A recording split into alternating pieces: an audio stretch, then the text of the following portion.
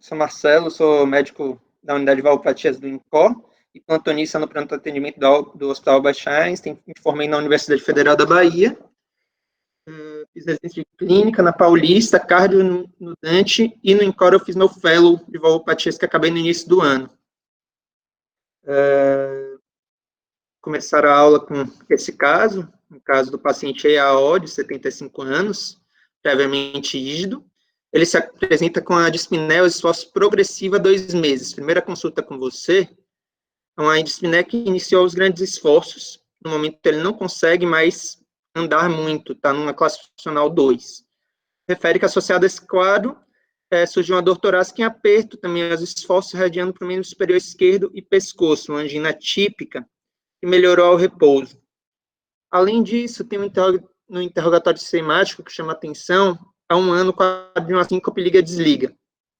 Ele estava ajudando a mudança do filho, carregando uma caixa, aí ele apagou, durou uns 5 a 10 segundos, acordou bem, nem sabe o que aconteceu, acabou não investigando essa síncope.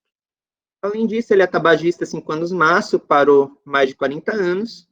O exame físico chama atenção, ele tem um PA um pouquinho hipertenso, 15/10, 150 por 100, uma frequência cardíaca de 80, a ausculta pulmonar normal e uma ausculta cardíaca que chama bastante atenção.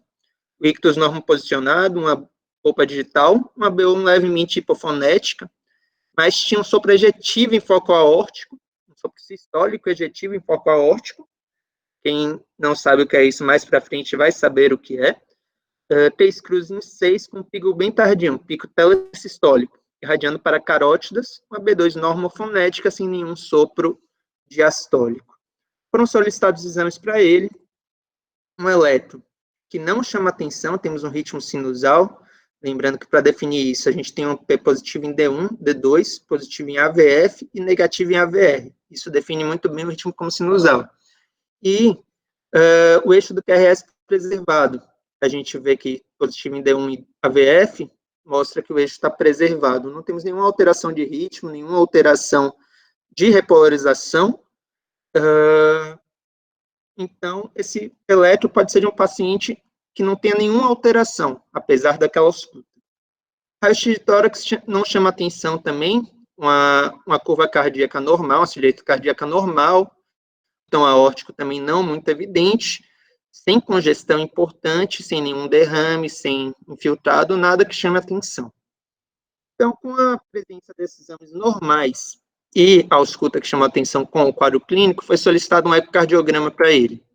Foi feito um ecocardiograma transtorácico e aí começam algumas alterações. A gente tem um seio aórtico normal, porém o ato esquerdo já começa maior, já é maior do que o valor de referência, 53. Um pouco de remodelamento, um índice de massa de 136, ou seja, um coração bastante musculoso, com bastante um remodelamento concêntrico, fração de ejeção preservada, diâmetros um pouquinho bem dilatados nesse caso, válvula mitral normal, porém a válvula aórtica, a gente tem uma área valvar de 0,8, com gradiente máximo de 62 e médio de 45. Além disso, ele tinha uma insuficiência associada a grau moderado, então era uma dupla lesão, mas que predominava estenose aórtica. Então, com esses exames, acho que já dá para seguir os diagnósticos. Como o chefe da nossa unidade, Dr. Flávio, sempre gosta de fazer, vamos dividir o diagnóstico em 3 grupos, que é a melhor forma de raciocinar o diagnóstico. Primeiro, a gente faz o diagnóstico sindômico. Qual a síndrome que o paciente tem? Ele tem, basicamente, uma síndrome de insuficiência cardíaca. A gente tem dispneia associada principalmente à dor torácica, mas a quadro clínico que motivou a ida dele para você é uma insuficiência cardíaca, uma dispneia aos esforços progressiva. Com base nos exames e no exame físico, o diagnóstico anatômico seria uma estenose aórtica anatomicamente importante. E a gente não conseguiu ver direito ainda naquele eco, mas podemos dizer que, basicamente, pensando na idade e nas características, o diagnóstico etiológico, provavelmente uma estenose aórtica degenerativa, aterosclerótica. Por que aterosclerótica? Vocês vão ver que tem fatores, quando eu for falar da parte etiológica, tem fatores em comum com a doença aterosclerótica, a doença coronariana. Então, dá para chamar como doença aterosclerótica. o termo 100 mil, que se usou com muito tempo, está entrando em desuso. Então, vamos focar como degenerativa aterosclerótica. Agora, esse paciente apresenta uma estenose aórtica sintomática. O que fazer com ele? Temos alguma terapêutica medicamentosa para indicar para ele nesse momento? Precisamos de mais algum exame para traçar a conduta? O que a gente vai fazer a partir de agora? E qual seria a conduta a partir de agora? Partindo dessas 3 perguntas, vamos explorar um pouquinho mais esse diagnóstico para, no final, tentar responder isso daí. Com a aula propriamente dita, vamos abordar esses temas nessa ordem: anatomia, etiologia, epidemiologia, fisiopatologia, quadro clínico, propedêutica, partir para os exames complementares solicitados e os tratamentos. No final, ainda vou dar uma pequena abordagem sobre o que as diretrizes falam atualmente, as diretrizes brasileiras falam atualmente sobre esse tema. Falar um pouquinho da válvula aórtica, relembrar da anatomia. A válvula aórtica é uma válvula semilunar, que conecta o ventrículo esquerdo à aorta, e é formada por 3 cúspides. A cúspide relacionada ao ósseo da coronária direita, a cúspide relacionada ao ósseo da coronária esquerda e a cúspide não coronariana. Então, seio direito, seio esquerdo e o seio não coronariano. Muito interessante que a gente vê essa imagem daqui de baixo, é a relação entre todas as válvulas. Essa imagem vai ser interessante para vocês terem uma noção como as válvulas se relacionam com a via de saída do ventrículo esquerdo e também para entender alguns fenômenos da propedêutica que eu vou explicar um pouco mais para frente. Aqui atrás temos a válvula pulmonar, que na verdade é na frente. Temos a válvula pulmonar aqui atrás, válvula aórtica se relacionando diretamente no mesmo ânulo fibroso da válvula mitral. E o ânulo fibroso é o mesmo da válvula tricúspide, mas principalmente essa relação da via de entrada do ventrículo esquerdo, que é pela válvula mitral, com a via de saída do ventrículo esquerdo, que é a válvula aórtica. Quais são as etiologias possíveis, principais da estenose aórtica? Hoje em dia, a etiologia mais comum da gente ver é a etiologia degenerativa aterosclerótica, que eu falei, vem aumentando muito a sua prevalência nos últimos anos por conta do envelhecimento da população, vem associado à senilidade, com o envelhecimento da população. Muita gente está sendo diagnosticada com estenose aórtica, uma prevalência de 3 a 5% da população de 75 anos. Pensando no número de idosos que temos, é uma doença bastante prevalente que tem que ter uma atenção especial. Tem fatores de risco muito semelhantes a fatores de risco da aterosclerose, relacionado à dislipidemia, diabetes, hipertensão, tabagismo. Tanto que 50% dos casos de estenose aórtica tem alguma doença arterial coronariana associada a esse diagnóstico. Uma etiologia que a gente vê bastante ainda no Brasil, principalmente no SUS, e é uma coisa que não podemos nos orgulhar tanto, é a etiologia da doença reumática. É uma doença de países subdesenvolvidos ou em desenvolvimento, que está relacionado com mau acesso ao serviço de saúde. Uma doença inflamatória, que geralmente acomete a criança na fase precoce da vida e vai evoluindo, levando a uma doença valvar precoce, em torno da 3ª a 4ª década de vida. É caracterizada pela inflamação das válvulas, uma valvulite, e leva a uma fusão comissural. A maioria das vezes, a maioria dos casos de estenose aórtica relacionada à doença reumática está relacionada com doença mitral, e muitas vezes uma evolução extemporânea. O que quer dizer isso? Às vezes o paciente tem uma doença mitral mais precoce, é abordado na fase dos 20, 30 anos, a doença mitral estabiliza, e daqui a uns 10, 15 anos, a doença aórtica evolui. Então, o paciente tem que fazer uma outra cirurgia mais precocemente antes de fazer uma nova troca da prótese mitral. Geralmente, por conta da fusão comissural, está relacionada a uma dupla lesão aórtica, da mesma forma que a lesão mitral reumática.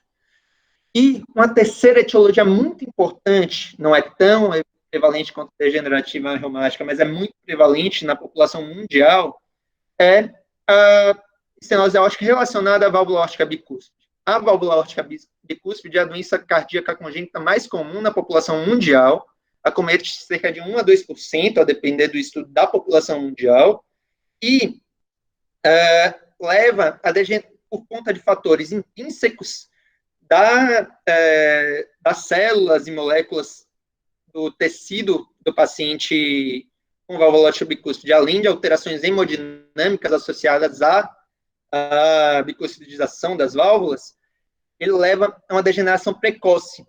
Enquanto na etiologia degenerativa pega a população acima de 70 a 75 anos, na válvula aórtica bicúspide, a valvopatia importante está acomete cerca da população na quinta década de vida.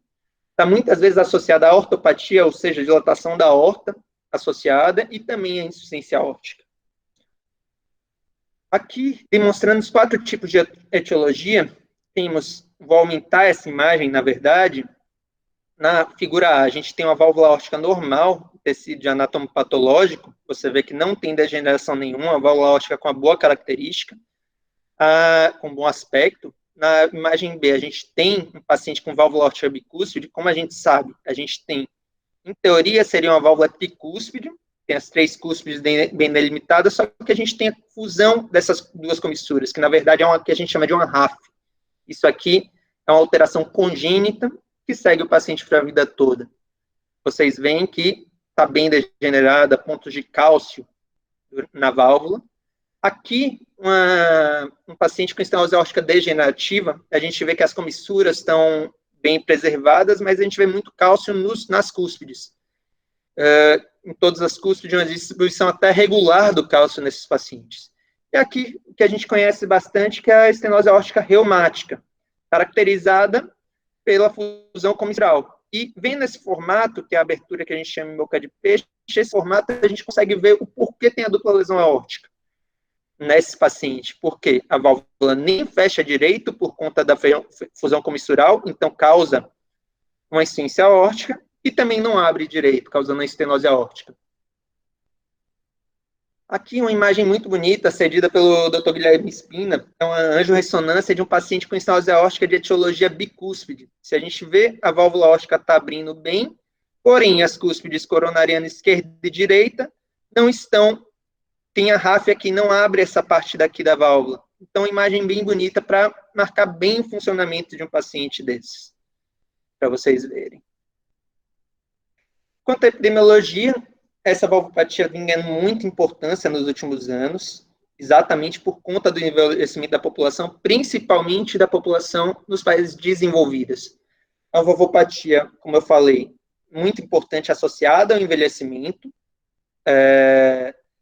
relacionado muito com a idade, aqui é o aumento da incidência das valvopatias durante o tempo, e aqui é uma curva demonstrando a mortalidade dos pacientes com valvopatia e sem valvopatia. Relacionada à estenose aórtica, a estenose aórtica apresenta uma apresentação bimodal. O que quer dizer isso? Por conta de ambas etiologias, a gente tem a etiologia precoce, que é reumática, e bicúspide de etiologia tardia, que é a degenerativa. A gente tem um pico precoce entre os 30 e 50 anos, depois baixa essa incidência, porque os pacientes já foram tratados naquela fase, e quando fica mais tardia o acometimento desses pacientes, nos pacientes degenerativos, a gente tem o segundo pico de incidência da doença, depois de 70 anos.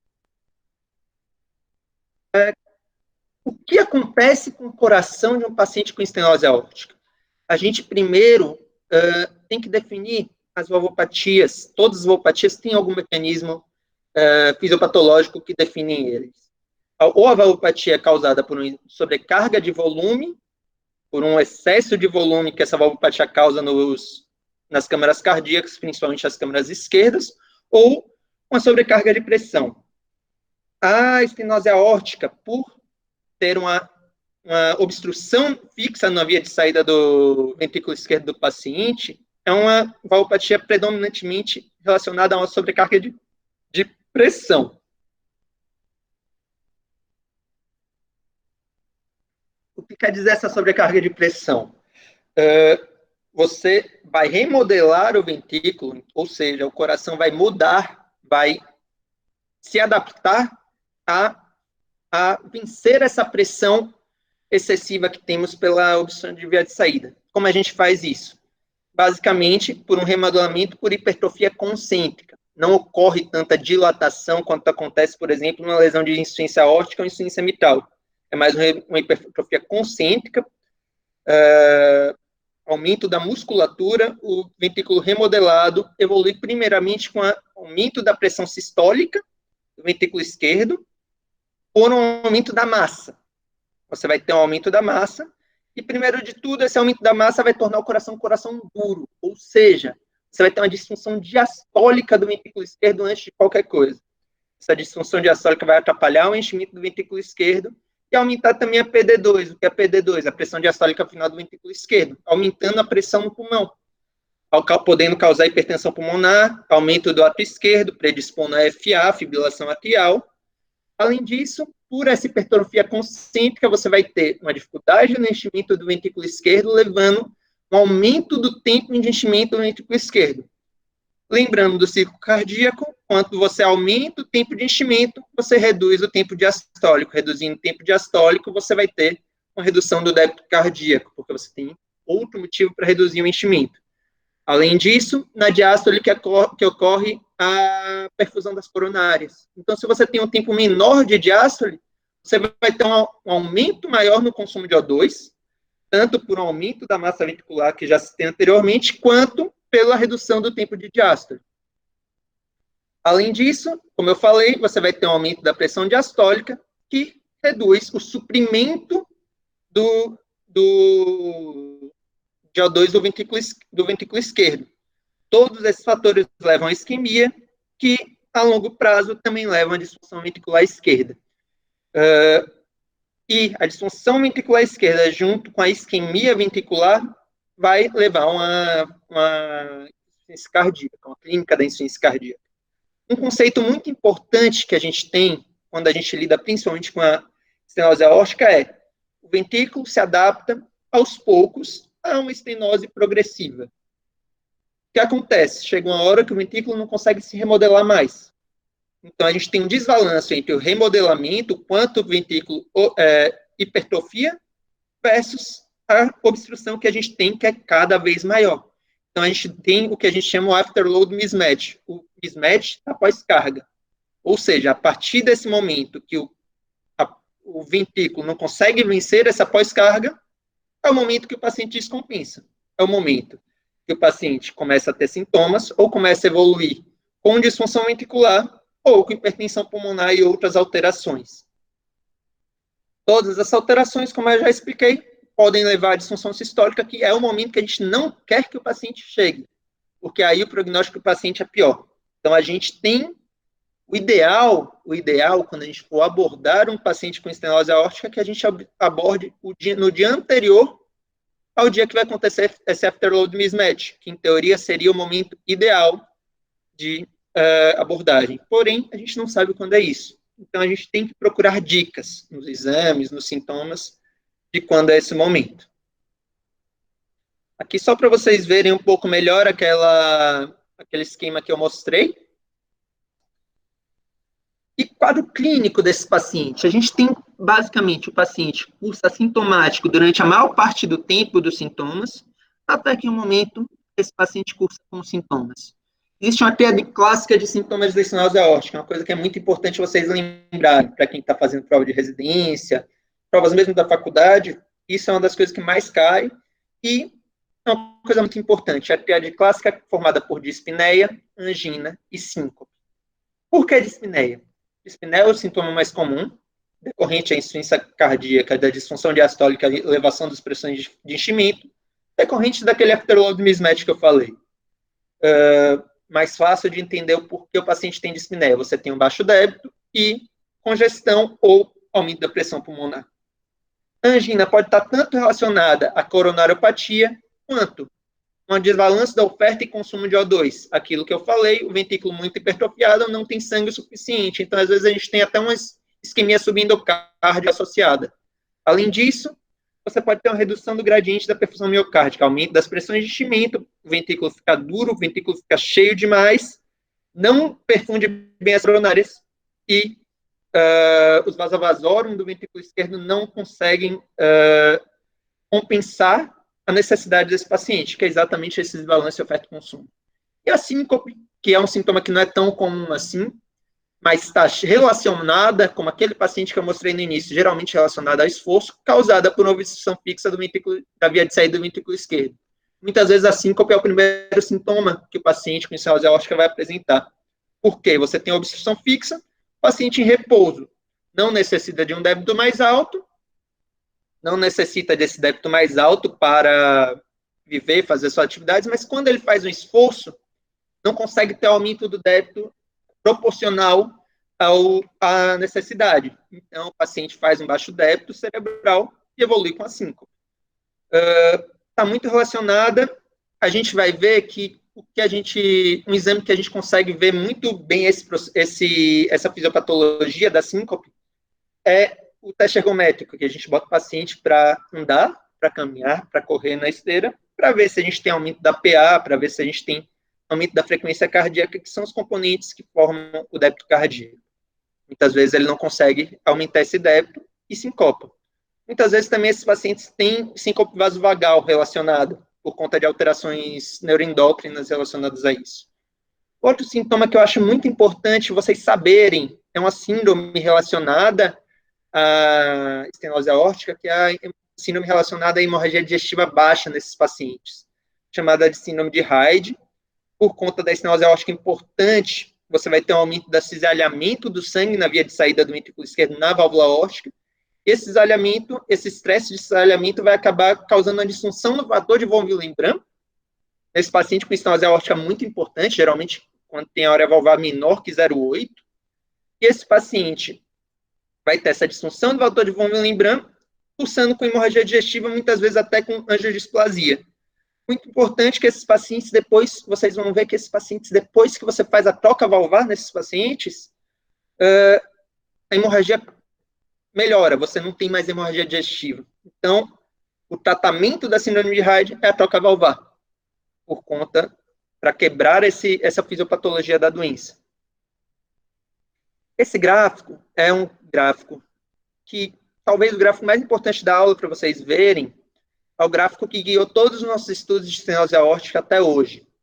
Hoje em dia tem algumas críticas a ele, mas foi um gráfico que Ross e Brown publicaram em 68, que é o quê? Eles fizeram um estudo de história natural da doença, época que a gente não abordava os pacientes, mas eles pegaram pacientes com estenose aórtica, totalmente assintomáticos, e foram acompanhando à medida que os anos passavam. O paciente, enquanto estavam no que eles chamaram de período latente, ou seja, no período, vou passar para um zoom nesse gráfico, no período assintomático, a mortalidade desses pacientes, a mortalidade desses pacientes era relativamente baixa, chegou a 90%. A partir do momento que o paciente apresentou sintomas naquela época, ele começou a decair, causando uma mortalidade de 100% em até 5 anos. Tem essa divisão, que é uma divisão clássica, que provavelmente vocês já ouviram, se não ouviram, vou ouvir mais vezes, que é o tempo que ele identificou em relação ao sintoma e à mortalidade. Os pacientes que apresentaram angina morreram em 5 anos, tiveram 100% de mortalidade em 5 anos, os pacientes que apresentaram síncope tiveram 5% de mortalidade em 3 anos, e os pacientes que apresentaram dispneia, ou seja, insuficiência cardíaca, morreram em 2 anos. Então, o que vocês vão ouvir muito falar é 2, 3 e 5, insuficiência cardíaca, síncope e angina. E muito importante vocês saberem que hoje em dia a gente sabe que não é bem assim. A gente sabe que a mortalidade é altíssima, chega a 100% em poucos anos, mas esse cálculo de 2, 3 e 5 não é tão verdadeiro. Hoje a gente tenta encontrar alguns parâmetros mais precoces para abordagem, pacientes que se limitam, o que eu vou falar agora, como eu falei, os pacientes assintomáticos tiveram mortalidade muito baixa. Mas sabendo que os sintomas levam a mortalidade maior, que é o momento que o paciente descompensou da estenose aórtica, a gente tem que saber se o paciente é realmente assintomático. O que eu estou querendo dizer com isso? Muitos pacientes vão se limitar, vão começar a sentir uma leve dispneia, uma leve angina nas atividades do dia a dia, e vão começar a se limitar nas suas atividades. Aí você vai atender o paciente diz, você tem onça? Não, eu não tenho não. Mas quando você começa a investigar, perguntar para ele, não, eu estou nos últimos 2, 3 meses, um ano, eu não estou fazendo mais tal coisa que está me cansando mais do que o normal. Isso é muito importante a gente saber porque a presença de sintomas, estudos mais atuais, esse estudo de DAS é outro estudo clássico de 2005, mostrou que a presença de sintomas limitantes em um ano pode levar até 50% de mortalidade. É muito importante a gente realmente saber se o paciente é ou não sintomático na nossa avaliação. Propedêutica, a gente vai ter, geralmente, na estenose aórtica importante, pulso reduzido, o pulso conhecido como parvositardos, um pulso longo e com amplitude baixa, podendo ter ou não sinais de congestão pulmonar. Lembrando, se o paciente evoluir para hipertensão pulmonar, a vasculatura pulmonar se adapta para não causar congestão. Na palpação cardíaca, a gente pode ter o ictus desviado para a esquerda, extensão maior, mas também a gente pode ter um ictus localizado se o ventrículo não estiver muito remodelado. B1 geralmente não altera, mas às vezes pode por conta da calcificação do ânulo mitral, como aconteceu naquele paciente. A gente pode ter uma alteração em B1. E a gente tem o sopro clássico em diamante. O sopro clássico, eu não botei uma imagem, mas depois eu vou mostrar para vocês que é um sopro conhecido como sopro ejetivo, que é o quê? Um sopro que começa baixo, vai aumentando e reduz. Não vou explicar tanto com detalhes, porque a aula que vem, não vou dar spoilers da aula que vem com o Tasso, mas é basicamente um sopro que está relacionado com a ejeção, com a dificuldade de ejeção do sangue na via de saída, na obstrução fixa, e quanto mais tardio o pico do sopro, mostra que mais dificuldade o sangue tem para passar pela válvula. Então, a gente pode dizer que quanto mais tardio o sopro, o pico do sopro, mais importante é a estenose aórtica. Podemos ter ou não a B1 abafada, e temos também um fenômeno relacionado, que é um sopro sistólico em foco mitral, em uma tonalidade diferente do foco aórtico, que é o sopro de Gala-Vardin. É o quê? Um sopro sistólico mitral sem irradiação, relacionado ao paciente que tem o sopro da estenose aórtica. O que é esse sopro de Gala-Vardin? A gente vê que, como eu falei anteriormente, a válvula aórtica está intimamente relacionada com a válvula mitral por meio do mesmo ânulo fibroso. Se a gente tem uma calcificação no ânulo da válvula aórtica, a gente pode ter a calcificação do ânulo mitral também. Tendo essa calcificação do ânulo mitral, funciona como uma corda de violão, podemos dizer assim. O som, a vibração gerada pelo turbilhonamento do sangue na válvula aórtica é transmitido por meio do ânulo mitral para a válvula mitral. E a gente acaba tendo um sopro, conhecido como sopro de Gala-Vardin, que é um sopro musical no foco mitral. Um timbre musical no foco mitral. E não está relacionado, às vezes, à doença mitral, a maioria das vezes, na verdade. E é um sinal de uma estenose aórtica muito importante, pela presença de muita calcificação nesses pacientes. Que exames a gente vai pedir quando for avaliar o paciente com estenose aórtica? Primeiro de tudo, a gente tem um eletrocardiograma. O paciente pode evoluir com a sobrecarga de ventrículo esquerdo, a gente vai encontrar essas alterações da repolarização ventricular relacionadas a essa sobrecarga, principalmente strain, mas como no nosso paciente, a gente pode ter um eletro normal. Radiografia de tórax pode ser normal, pode ter um pouco de congestão, mas geralmente não tem nada que chame a atenção. E o exame mais importante para avaliação do paciente com estenose aórtica é o ecocardiograma. A partir da suspeita de estenose aórtica pelo exame físico e clínica, pela presença de um paciente com clínico, ou às vezes só identificar o exame físico, a gente pede o ecocardiograma. O ecocardiograma a gente vai encontrar, para definir a estenose aórtica, uma área valvar aórtica de 1 centímetro menor ou igual a 1 centímetro quadrado, com um gradiente ventrículo esquerdo para a aorta de 40. Velocidade de jato maior que 4, maior que 40, velocidade de jato maior que 4, que está relacionada ao gradiente.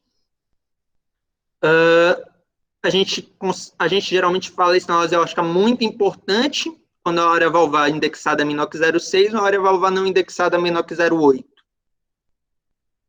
A gente pode fazer em alguns casos específicos ecocardiograma estresse com dobutamina, principalmente nos pacientes que têm uma fração de ejeção mais reduzida em área valvar menor que 1, porém o gradiente não é maior que 40, a gente tem o que a gente chama de estenose aórtica baixo fluxo, baixo gradiente com fração de ejeção reduzida. A gente faz ecoestresse com dobutamina para tentar melhorar a contração miocárdica e aumentar o gradiente desse paciente, para a gente confirmar se a estenose aórtica é realmente importante. A gente avalia por ela a presença de reserva contrátil também. Teste de esforço é um exame muito importante nos pacientes assintomáticos de fração de ejeção normal. Paciente que é assintomático, fração de ejeção normal, estenose aórtica importante, que você pede um teste de esforço, ou ele tem sintomas no esforço, ou ele tem algumas alterações típicas, como a não elevação da pressão arterial durante o esforço, a não elevação da frequência cardíaca, e principalmente a queda da pressão arterial, a gente tem fatores de mau prognóstico nesses pacientes. Isso seria uma indicação de abordagem. Um exame que vem ganhando bastante espaço hoje em dia para avaliação dos pacientes com estenose aórtica, principalmente nos pacientes que você tem dúvida, que a gente tem uma área valvar aórtica baixa, uma fração de ejeção normal e um gradiente baixo ainda, que seria a estenose aórtica paradoxal, que é uma entidade que está sendo explicada recentemente, é a tomografia de tórax cardíaco, da válvula, na verdade, o score de cálcio valvar, que a gente vê a quantidade de cálcio que a gente tem na válvula. Esse quadro que eu tirei da diretriz brasileira de cardiologia, a diretriz brasileira de valvopatias. E um paciente que a gente tem muito cálcio na válvula, a gente diz, esse paciente, independente do que a gente viu no eco, por exemplo, muito provavelmente tem uma estenose aórtica importante. Difere quando o paciente é homem ou mulher. Mulher é em torno de 1.200, acima de 1.200 a gente já considera uma estenose aórtica anatomicamente importante, e homem acima de 1.650, 1.800 até 2.000, a gente já considera um paciente com estenose aórtica importante, independente do valor do ecocardiograma. É um exame que tira muitas dúvidas para a gente nos pacientes, aqueles pacientes borderline que ficam em cima do muro.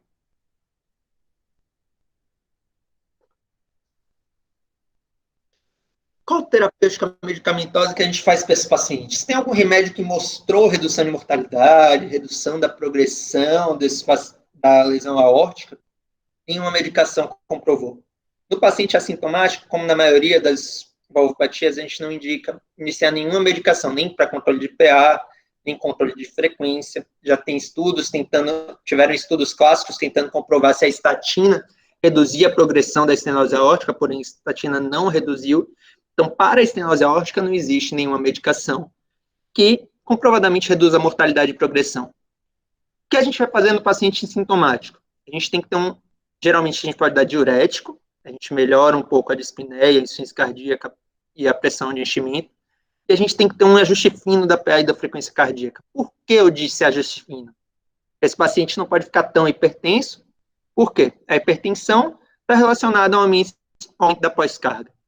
A gente tem um fator obstrutivo de um lado e uma pós-carga alta logo depois disso, vai dificultar o débito cardíaco.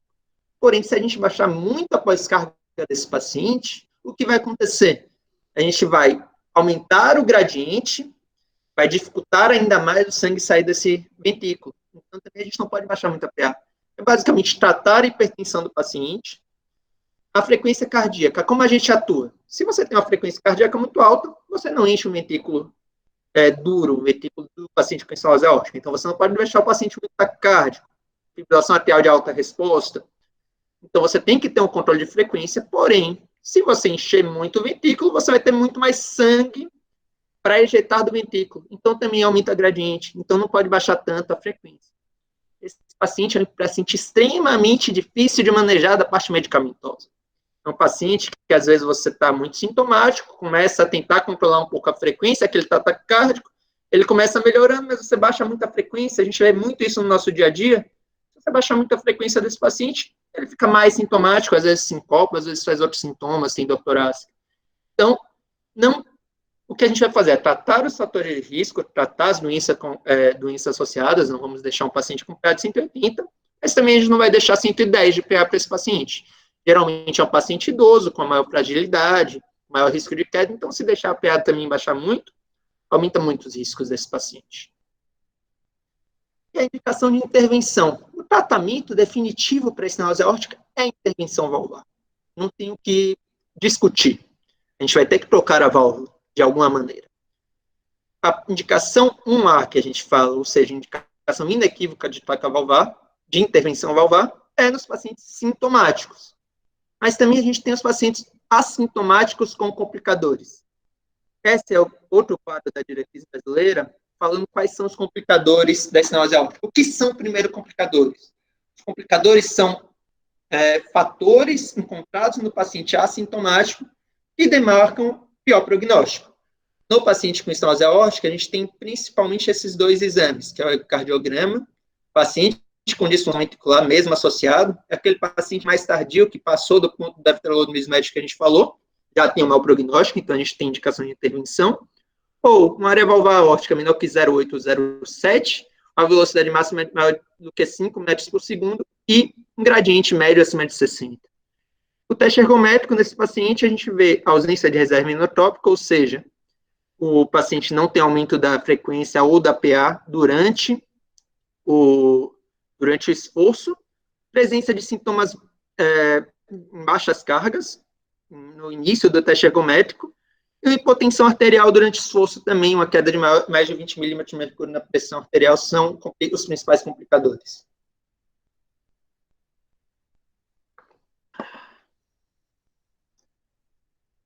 Uma coisa muito importante quando eu falo dos complicadores, esse gráfico é muito interessante. Ele mostra a sobrevida do paciente com estenose aórtica, quanto maior é a velocidade, ou seja, velocidade leva a cálculo do gradiente da via de saída. Pacientes que têm uma velocidade menor que 4 milímetros por segundo, já vou dizer para vocês que é o paciente que não tem estenose aórtica importante, paciente que tem menor que 3, estenose aórtica leve, você tem uma mortalidade baixa. Quando você já tem uma velocidade entre 3 e 4, já seria um moderado, podemos dizer assim, talvez seja o paciente que está evoluindo para estenose aórtica importante, você já tem uma mortalidade em longo prazo, até pela evolução da lesão nos próximos anos. E uma mortalidade maior que, e uma velocidade maior que 4, ou seja, um gradiente de estenose aórtica importante, a partir de 2 anos você já tem uma mortalidade extremamente alta nesse estudo. E se a gente for dividir entre velocidade importante e o paciente com estenose aórtica muito importante, que é o fator, esse foi o estudo que definiu o que é o paciente com estenose aórtica muito importante, esses pacientes com velocidade maior que 5.5 já tinham uma mortalidade muito maior do que aqueles pacientes com 4 a 5 metros por segundo de velocidade. Então, quanto mais importante a estenose aórtica, resumindo, mais o paciente morre. Então, temos que ser um pouco mais precoces na sua indicação. Temos que identificar o paciente antes desse paciente ficar grave o suficiente para morrer enquanto espera a cirurgia. E a cirurgia? A cirurgia é o tratamento padrão para os pacientes com estenose aórtica grave sintomática. Passou muitos anos, desde a década de 70, que a gente só tinha cirurgia. Abrir o peito do paciente, trocar a válvula, fazer a plástica da válvula muitas vezes, hoje em dia se faz menos, e a gente tem que definir, quando for colocar uma prótese, se a prótese é biológica ou mecânica. Muito importante falar que é mecânica e não metálica, porque a válvula não é de metal, é de uma liga de carbono, geralmente. Então, não é uma válvula metálica. Tem as vantagens e desvantagens de ambas. Qual a grande desvantagem da prótese mecânica? Tem que anticoagular para toda a vida. Anticoagular com Marevan, com varfarina.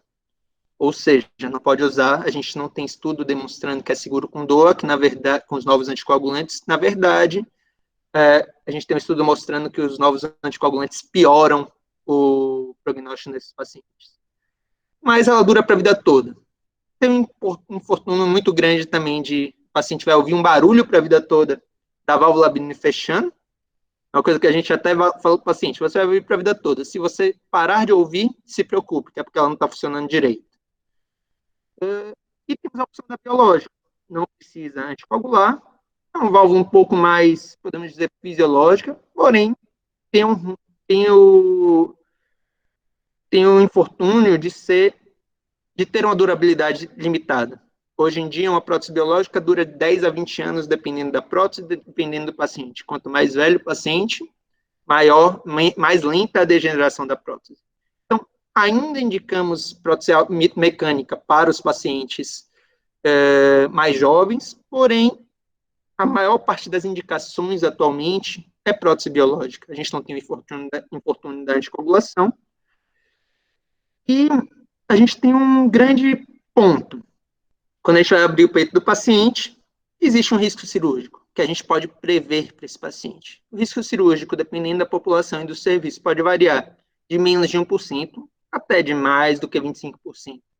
O que é você ter um risco cirúrgico de menos de 1%? Risco cirúrgico baixíssimo.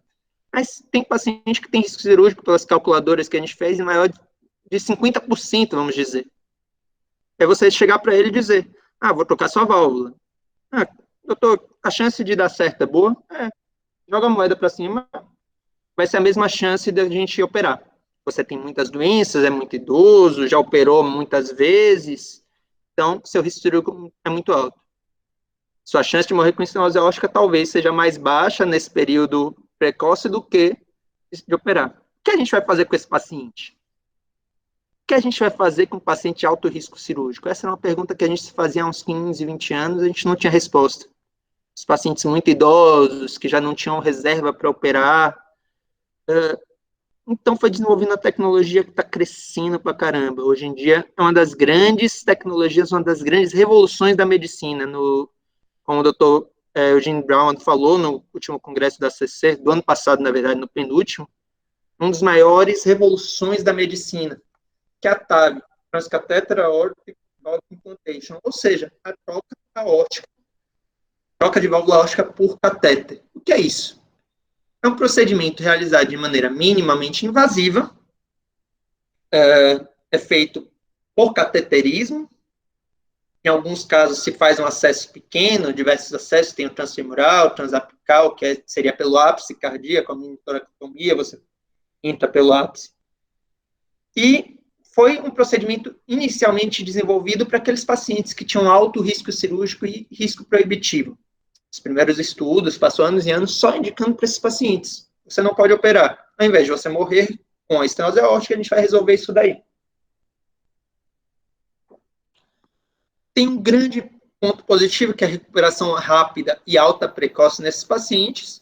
A única dúvida que a gente tem ainda em relação, a gente sabe que hoje em dia que é um procedimento bem seguro, principalmente nas mãos de um hemodinamicista,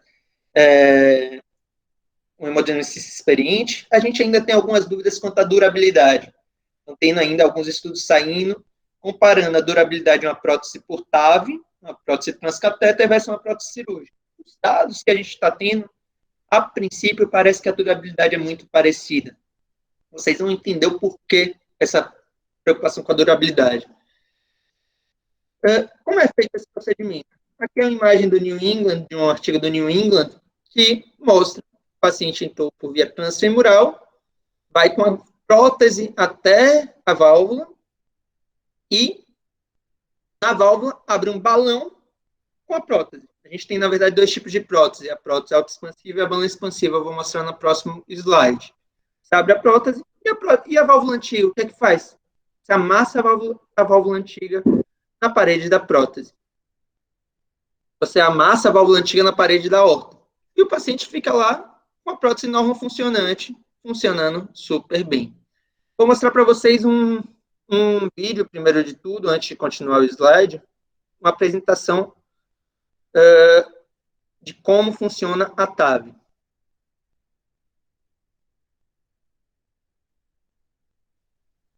Spina, temos uma dúvida aí? Agora eu vou parar para ver essa dúvida, já que eu vou abrir o vídeo agora. Eu falo por aqui, tá ouvindo? Estou ouvindo, Spina. O José Heracles está perguntando, o tipo de intervenção cirúrgica é variável de acordo com a etiologia da estenose aórtica? De forma geral, o tipo de intervenção é semelhante. Você não tem tantas diferenças. Por quê? Nas estenose aórticas degenerativas, ou reumáticas, ou bicúspide, por exemplo, a intervenção cirúrgica que a gente realiza nesses pacientes é basicamente a troca valvar por uma prótese. Alguns casos, quando você tem uma estenose aórtica, uma insuficiência aórtica relacionada a uma aortopatia, você tem uma aorta muito gigante. Você vai ter que trocar a aorta, mas você tem uma válvula de tamanho adequado, uma válvula que não está muito lesionada, só ficou com insuficiência aórtica, por exemplo, por conta por conta da dilatação do anel, às vezes você pode fazer apenas uma plástica na horta, ou seja, você vai consertar essa horta.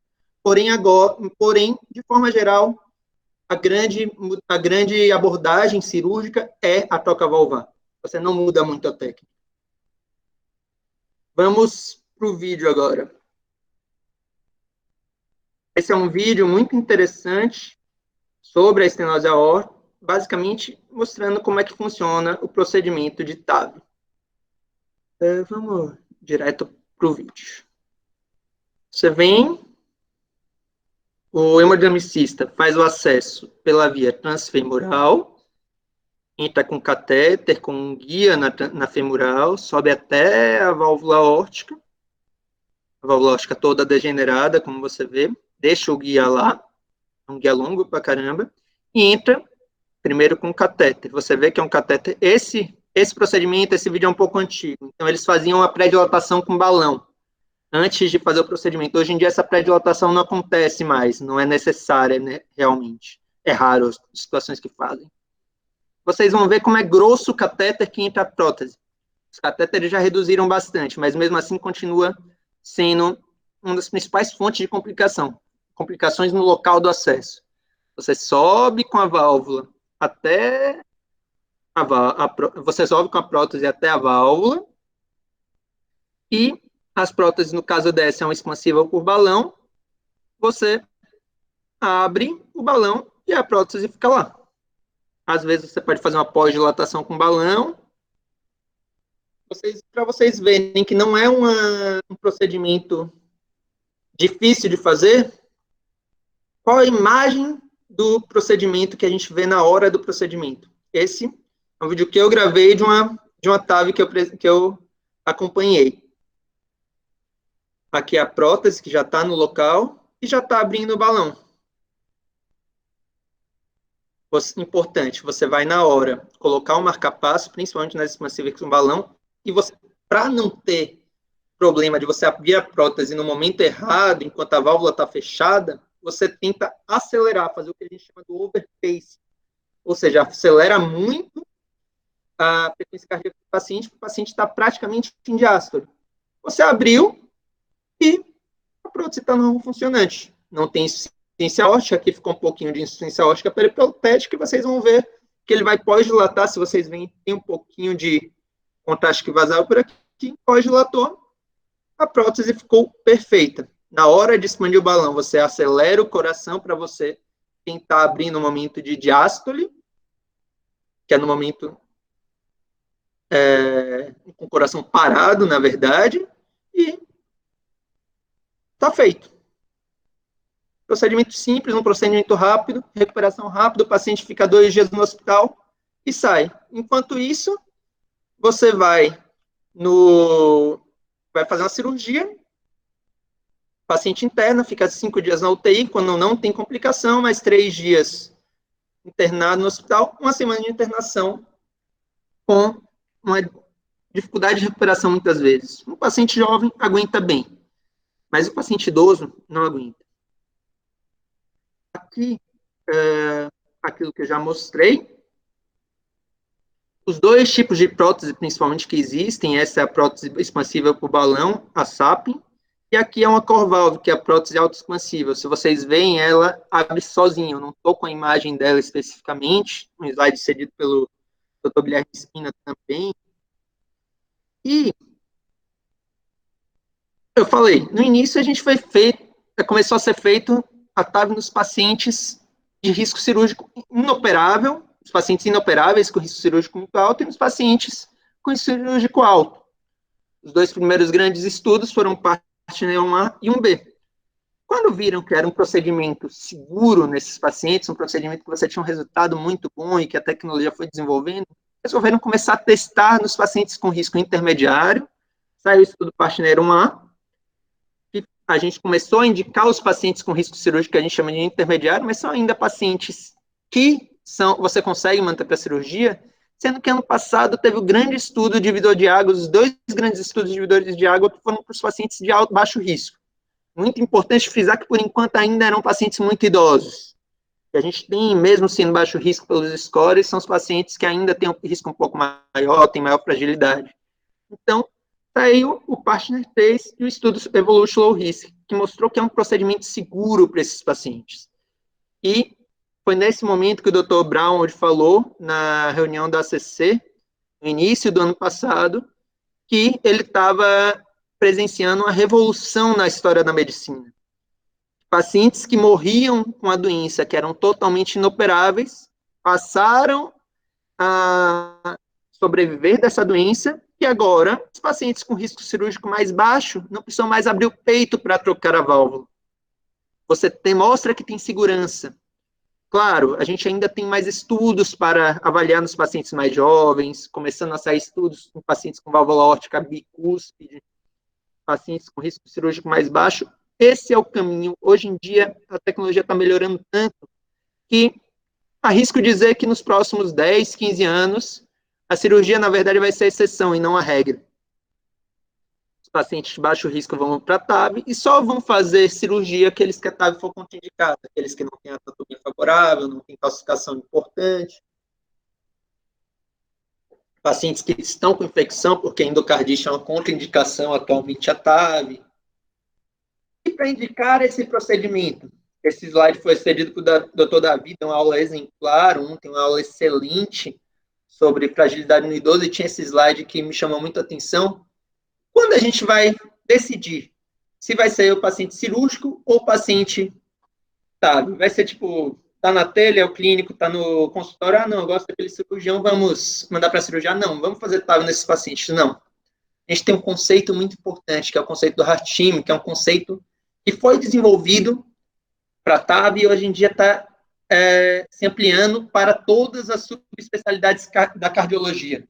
Que é o quê? Um grupo especialista em intervenção valvar, que é um grupo formado por um clínico, hemodinamicista, cirurgião, os especialistas em imagem, que é quem faz o eco, a tomografia, anestesista, muitas vezes equipe multidisciplinar, com psicologia, assistente social. Para quê? É um grupo que trabalha em conjunto, discutindo todos os casos, ou pelo menos os casos mais complexos, mas o ideal seria todos os casos, para decidir qual é a melhor intervenção do paciente. Mesmo a equipe que a gente tem um cirurgião cardíaco exemplar e um hemodinamicista exemplar, todos os casos precisam ser discutidos. Existem situações, ainda mesmo, pacientes, por exemplo, idosos, que a cirurgia é a primeira opção. E outros casos que a TAV é a primeira opção. Tem que ser ouvido o especialista em imagem, ver a característica do eco.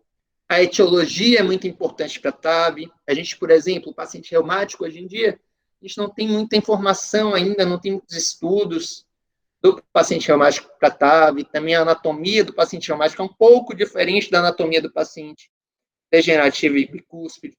Então, todo tem que ser muito bem discutido para a definição da conduta desse paciente.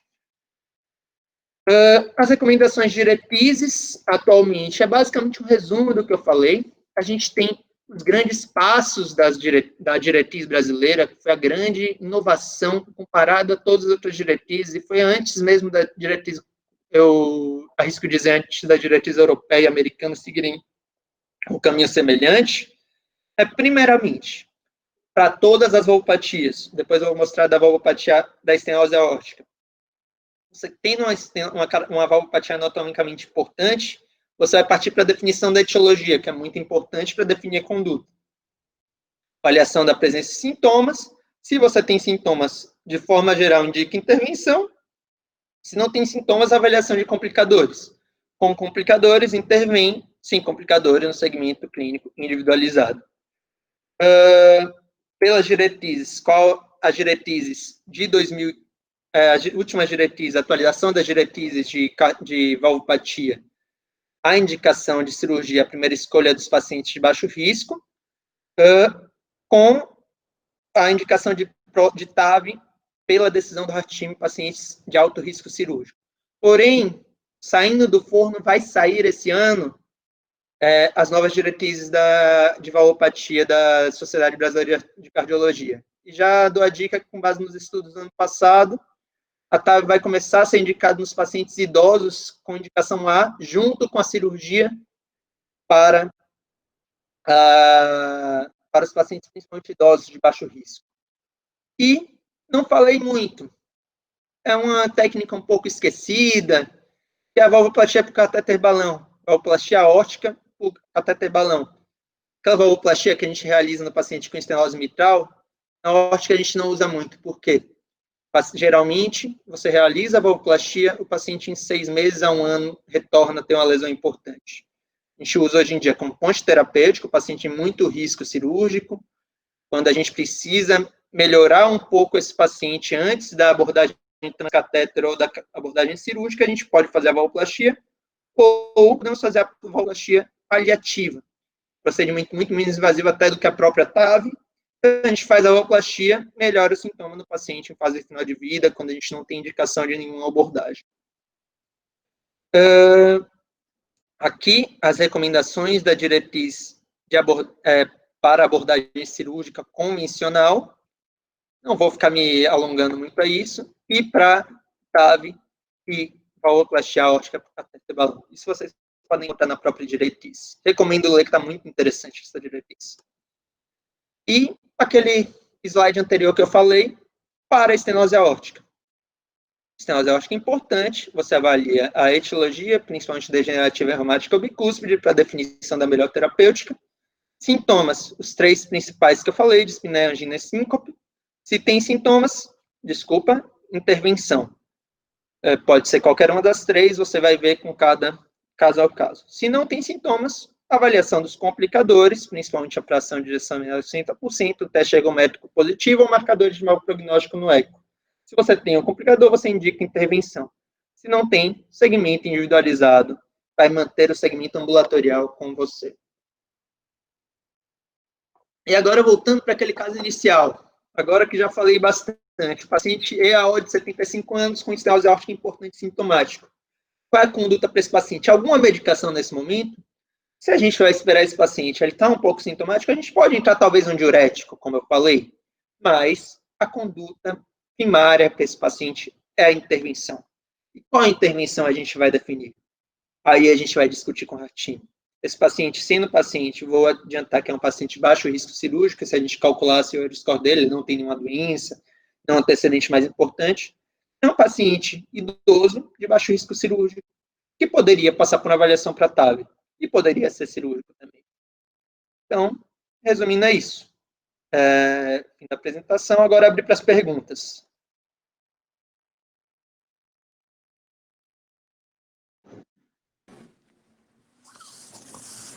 Marcelão, Fala, Espina.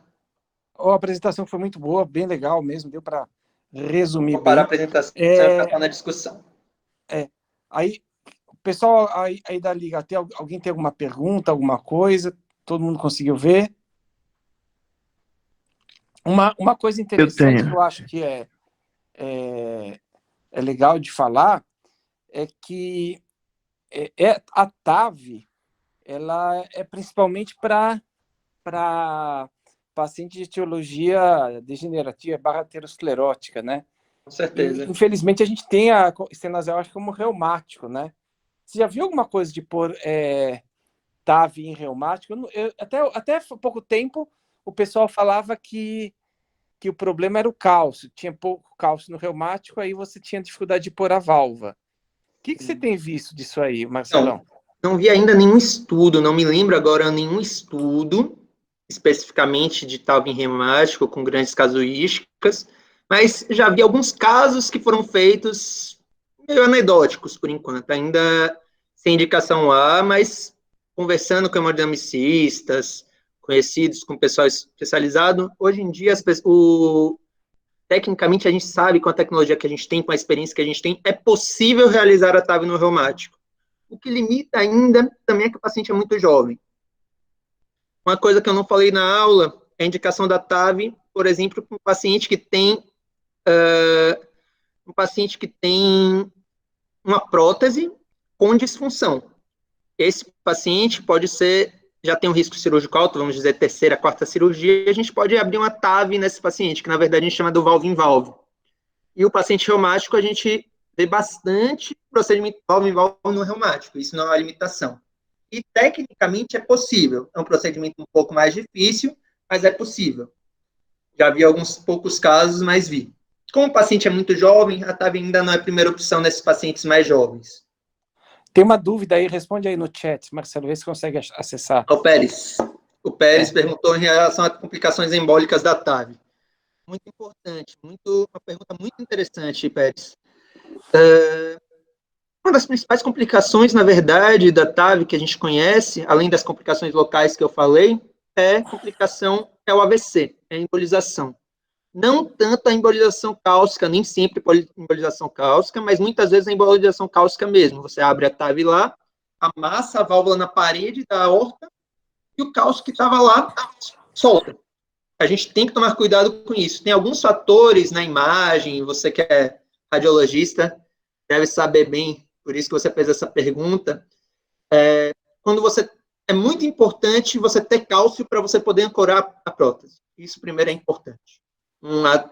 Fazer uma TAV no paciente com pouco cálcio na válvula aórtica não é muito possível, é um procedimento mais difícil, mas também se você tem cálcio demais, acaba tendo esse risco de embolização e também de ruptura do anel.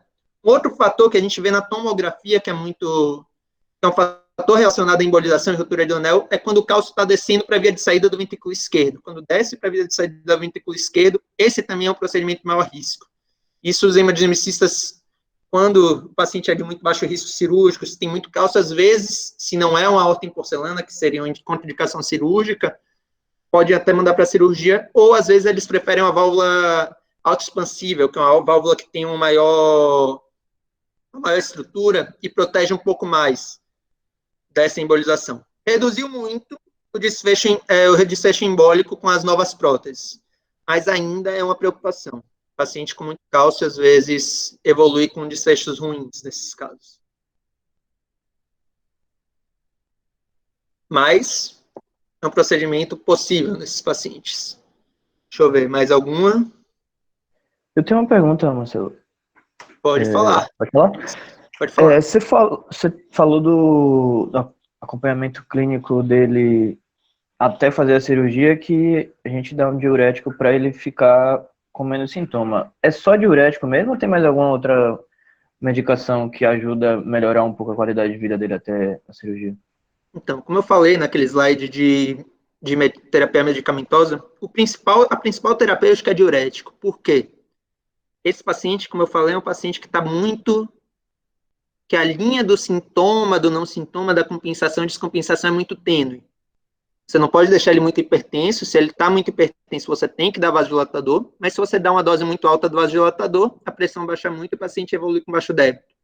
Se ele está muito taquicárdico, você tem que dar um beta-bloqueador, alguma medicação para controle de frequência. Mas se você baixar muito a frequência, você aumenta muito o tempo de diástole, aumenta o enchimento ventricular e você aumenta o gradiente de dificuldade da ejeção do paciente. Então, até algumas pessoas falam que é contraindicado o beta-bloqueador e vasodilatador nesse paciente. Não é contraindicação absoluta, mas você tem que ter muito cuidado em utilizar vasodilatadores e medicações para controlar a frequência nesse paciente. Até o diurético, você pode desidratar o paciente e fazer baixo débito, não pode ser uma dose muito alta, mas como é o funcionamento do diurético nesse paciente? Você vai ter uma redução da volemia, melhora o enchimento ventricular, reduz a pressão diastólica final do ventrículo esquerdo.